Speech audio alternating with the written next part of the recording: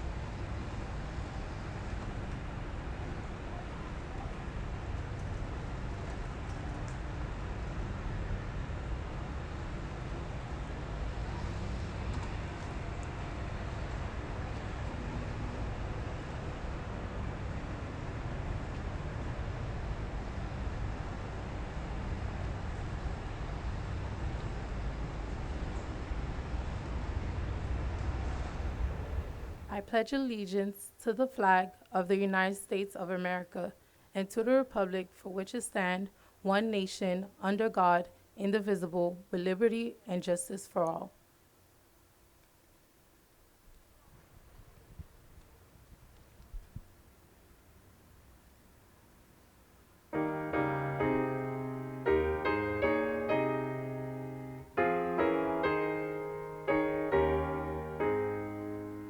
Oh, say, can you see by the dawn's early light what so proudly we hailed at the twilight's last gleaming, whose broad stripes and bright stars through the perilous fight o'er the ramparts we watched were so gallantly streaming, and the rockets' red glare, the bombs bursting in air, gave proof through the night that our flag was still there.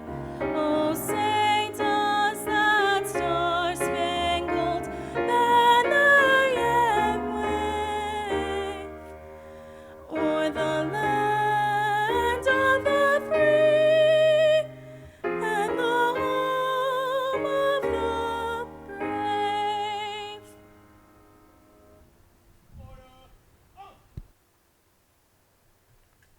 Flag detail, you are dismissed.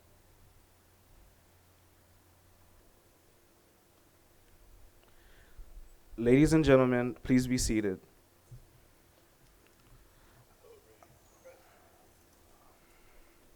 I now ask that we take a moment to see a snippet of the September 11, 2001 attacks.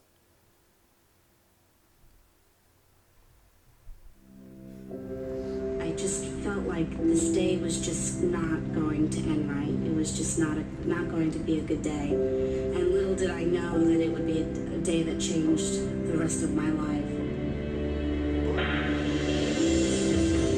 A few moments ago, something believed to be a plane crashed into the south tower of the World Trade Center. Of 6 people dead and 1,000 injured, but those numbers are certainly going to go up.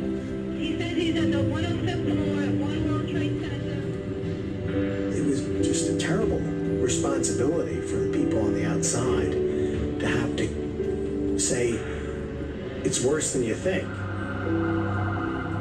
Chief Jonas came back over, and I'll never forget these words. He just said, boys, they're trying to kill us. Let's go. Ladies and gentlemen, this is a difficult moment for America.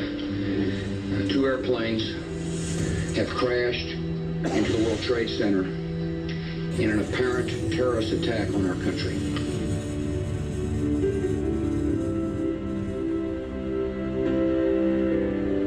Trading on the New York Stock Exchange has been suspended. Newark and LaGuardia particularly have already suspended operations. The Empire State Building was put on alert. And now we have a no-fly zone. We are also being told that the FAA has suspended takeoffs and landings in at all airports around the country. Friends and neighbors, sisters and brothers, mothers and fathers, sons and daughters, they were taken from us with a heartbreaking swiftness and cruelty.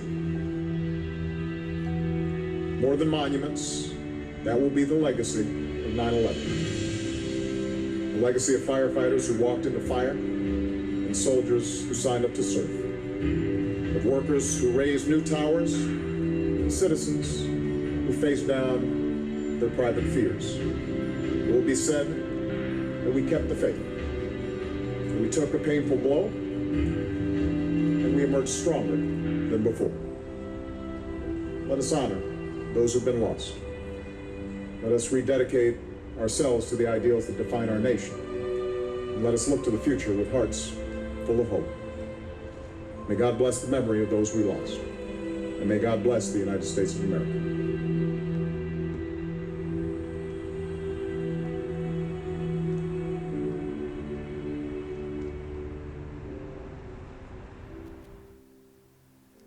Good morning. As we saw in the video, September 11 is a day where people across the nation came together, much like we are coming together today, to reflect and provide and support one another.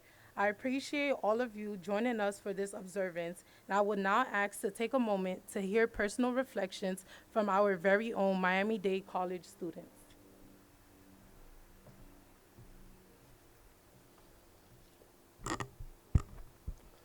Although I was barely tall enough to reach the doorknob, I recall my eyes fixated on the tears streaming down my mother's face.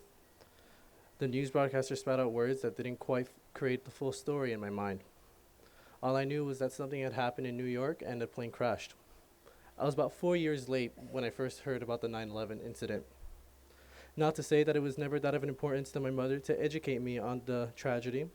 I suppose she was saving me from the maladies that can happen.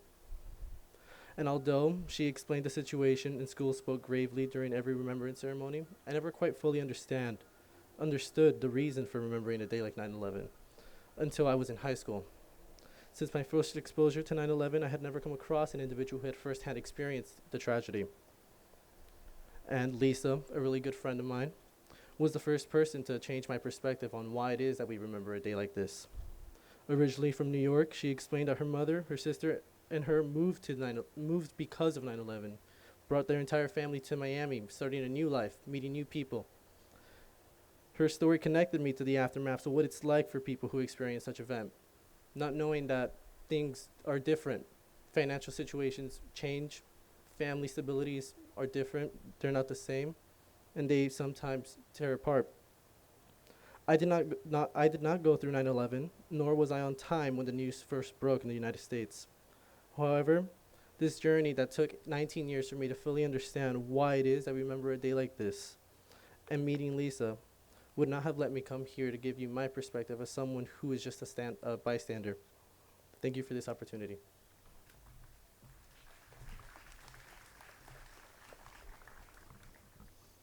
I remember a time. At the moment, it feels like it might have been another lifetime, when school taught me to view the world as an endless fountain of opportunity. As is the case for most people growing up, that image of the world, fostered since our childhood, is ripped apart as we grow up and we face the reality of the world really exists. Life is opportunity. That aspect still rings true. But life is happiness, grief, laughter, excitement, anger, and a flurry of emotions that makes up what it means to be human.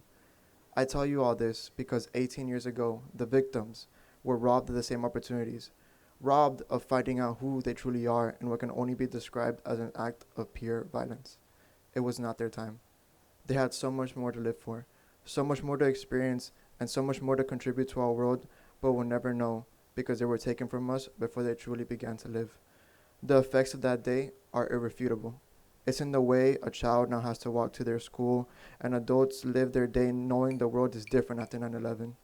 For the mothers and fathers, the siblings, the grandparents who never got to say goodbye to their loved ones, and for the ones who were taken from us, we must remember the lives of those we lost and the spirit for change they left behind that burns within us all.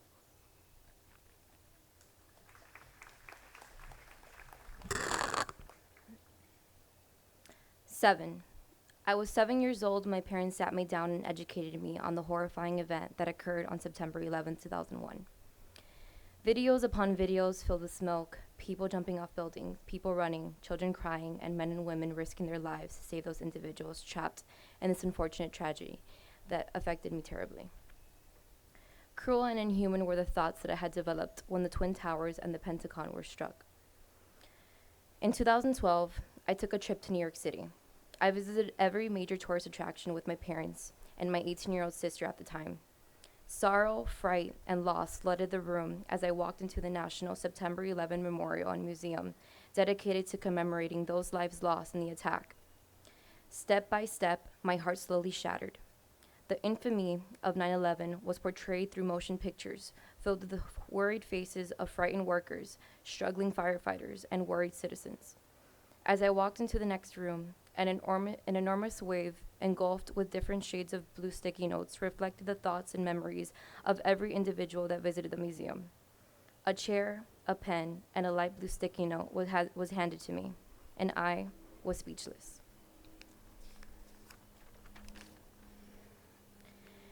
She saw a photo while surfing the web. A lot of men nearly dead.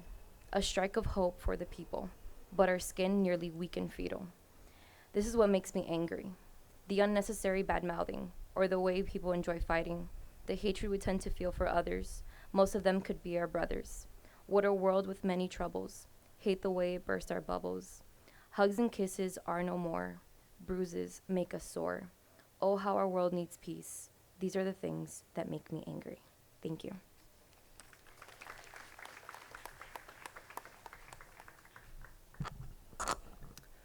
Four minutes. 4 minutes is the amount of time it takes for a Scud missile fired from North Korea to land on Osan Air Base, South Korea, where I was assigned to the 5th Reconnaissance Unit in 2001. Good morning, everyone. My name is Christopher Hoyt. I was born in New York City. I grew up in the surrounding suburbs, and I'm retired from the Air Force with 20 years of service. While I was in Korea for my one-year tour, it was a restricted tour. You were not allowed to bring your families. You were not allowed to have a car. All the creature comforts we take for granted here were not permitted because you had to expect a war to break out at any given moment. The Korean War never officially ended. Most of my friends who I became very close to were married, had kids. You used to have to experience what they were hearing from their families. One of my best friends, his son called him on the phone. He was only about 2 or 3 years old, and he said, "Daddy, where are you?"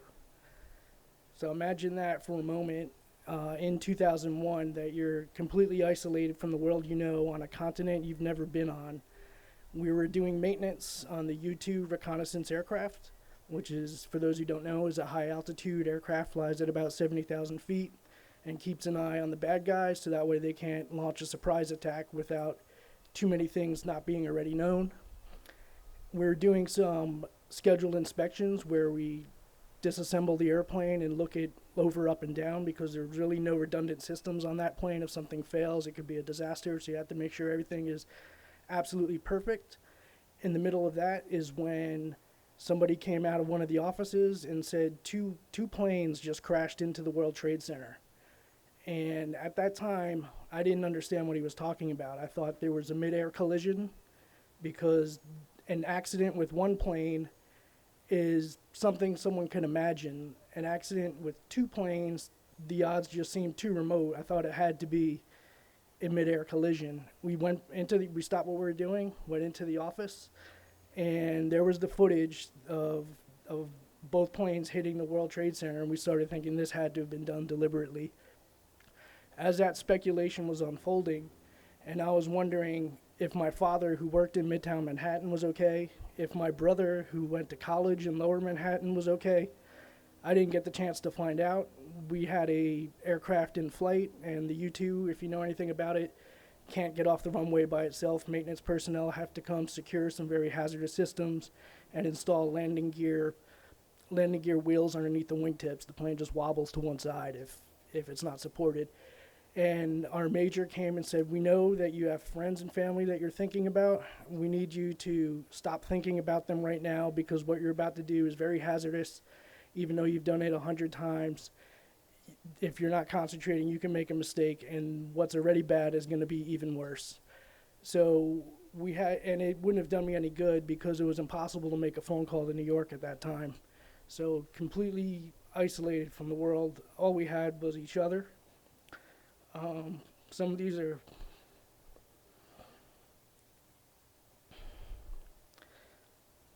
these people are my best friends even to this day, even if I haven't seen them in over a decade. But I want to fast forward now and focus.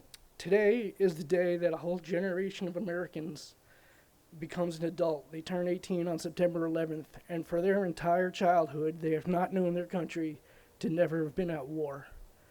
And the video we showed and the story I told is, I hope, sufficient explanation as to why. There's people out here who want to kill every single person here for daring to live in freedom. They want you dead for it. They want you dead for not seeing the world exactly as they see it, and they intend to carry that out. They've proven that in the failed attempts to bring about peace talks in Afghanistan. The Taliban blew up Kabul. So they're not finished yet. And neither can you be, this young generation that became adults. Before I close, I want to thank everybody who put this event together and for inviting me to speak. But I want to close sharing the words from the commandant when I was at the NCO Academy in Germany years later. When people were kind of losing focus, he decided he was going to refocus everybody. And he said that, if you use your military benefits to get a bachelor's degree, fine. If you use them to get a master's degree, fine. But first, you're going to go overseas, over oceans, to foreign countries. You're going to sleep in tents. You're going to dump sand out of your boots in the morning. You're going to get on that flight line. You're going to pump gas into those planes. You're going to pack bombs into those bombers. You're going to put them up in the air full, and they're going to come back empty, because your job is to make these terrorists regret the day they made an enemy of the United States. Thank you very much.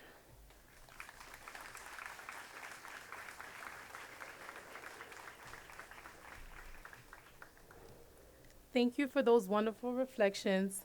And now I would like to introduce our guest speaker.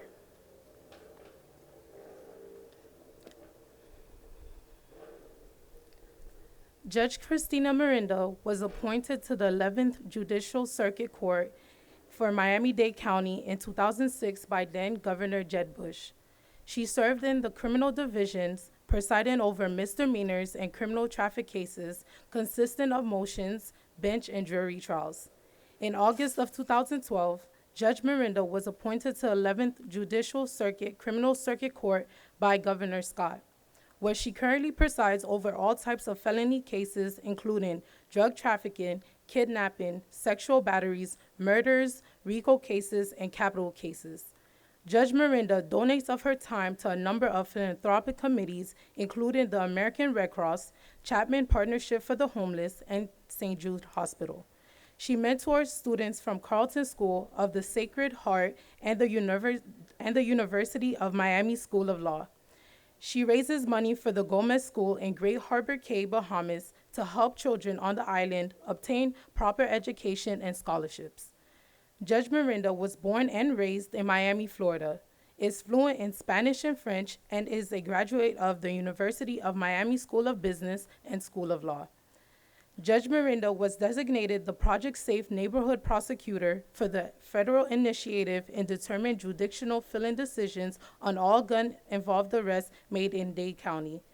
She was a founding member of the Anti-Human Trafficking Task Force, where local, state, and federal agencies work together on long-term investigations.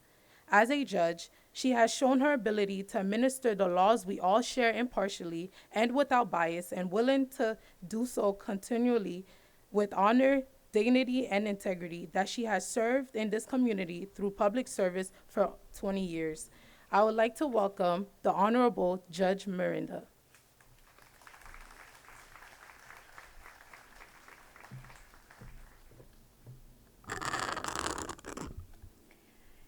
"18 years ago today, our nation as we knew it changed.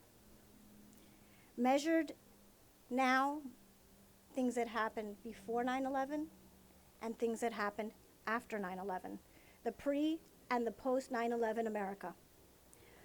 For the average civilian, the word terrorism became part of their vocabulary for the first time. But for law enforcement, terrorism was an evil we were all too familiar with. It was something law enforcement had been fighting inside and outside of our borders for a very long time. But on September 11th of 2001, our civilian population saw and felt it firsthand. We gather here today to remember, to pray, and to give thanks. We remember what happened that day. Not only those who were directly touched by this unspeakable tragedy remember, I believe everyone was affected somehow. And we all remember. We remember how dramatically it changed how we lived our lives. We were afraid to go to the mall. We were afraid to go to the airport. Nobody wanted to go to a football game in a packed stadium. We were frozen.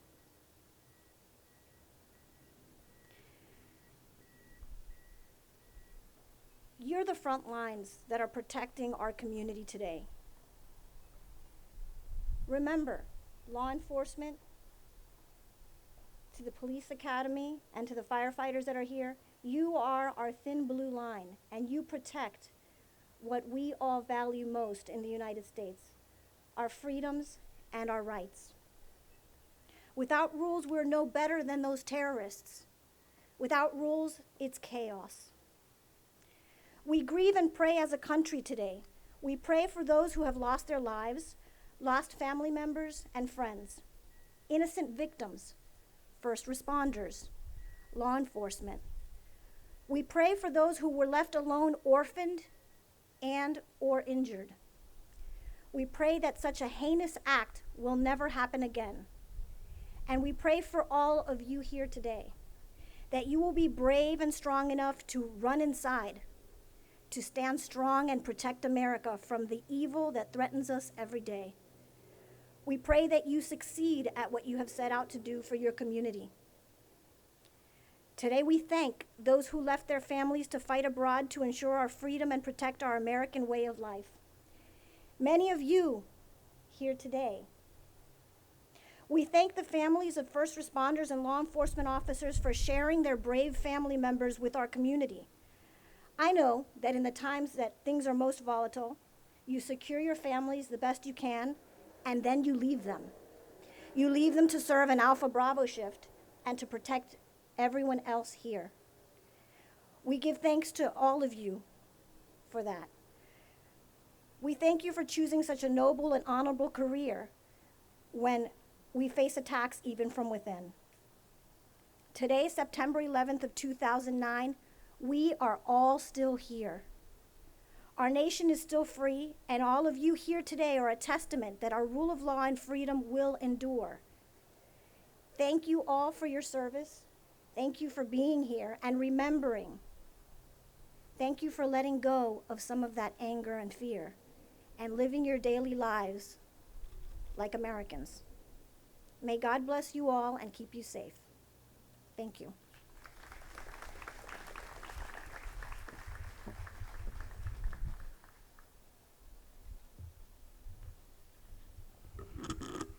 Thank you, Judge Miranda, for the inspirational words. And now I would like to ask our North Campus President, Dr. Malou C. Harrison, come to the stage with me to conclude this program.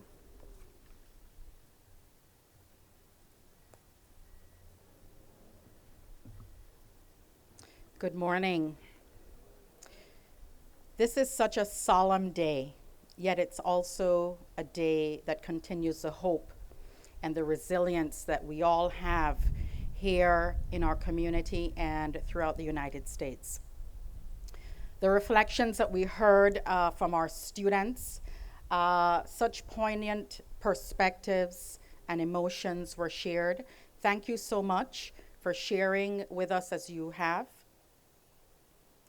Our guest speaker, Judge Miranda, thank you for being here with us and taking time out of your busy schedule on this very momentous day to be here with us at the North Campus. Truly appreciate that. To all the faculty and students, staff, administrators of the North Campus, we come together each and every day at this campus for different reasons, for different causes, in our classrooms and outside of our classrooms. But every single year since 9/11, 18 years ago, we have come together on this day as a campus family. And we've come together to pay homage to those who lost their lives. And the names of those who lost their lives in the 9/11 horrific events are displayed here. And we proudly display them with sadness, but with pride, because those lives were lost. And as one of our student speakers said, lost much too soon. But as a North Campus family, we've come together each and every year for the past 18 years. Because we want to know that we are one at the North Campus. And you see our cadets, Judge Miranda, thank you for acknowledging our Police Academy cadets and also our Fire Academy cadets, future first responders. And we come together again today, 18 years later. And what really strikes me is that in the days following and the months following the 9/11 events, there were individuals in uniform and out of uniform. There were family members, there were first responders, police officers, civilians who came together like no other time in these United States to rally together and to stand in solidarity for hope and for peace. And that's what we represent here at Miami-Dade College and at the North Campus. This is democracy's college, and we don't take that lightly. If you look around and if you speak to each other, you will see that we are from all over the globe. 192 countries represented in our student body at Miami-Dade College. Yet we come together in peace. We come together with a sense of purpose toward education being the key to moving us forward as a community, as a nation, and as a world, where we can live in peace and harmony, and where we can continue to be constructive, contributing citizens toward world peace. And so today it's a great sense of pride for me to stand here before you and to be among our students, our faculty, all of our guests on this day that we will never, ever forget. The day that 18 years ago, our United States suffered these attacks. But we will always remember that there's great hope.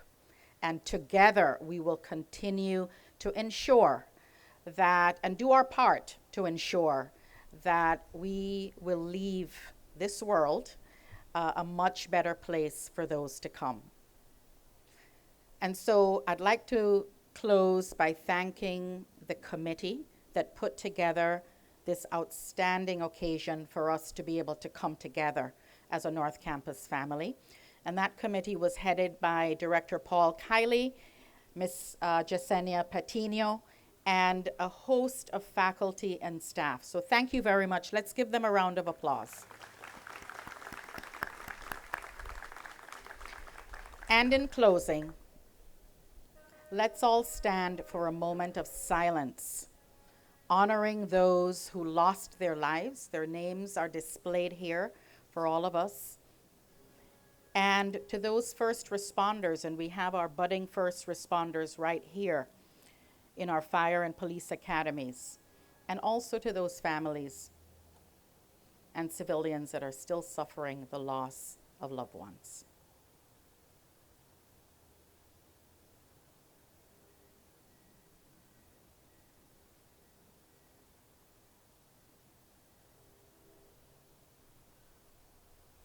Thank you. Have a wonderful day. Thank you again for coming, and thank you for your camaraderie here at the North Campus.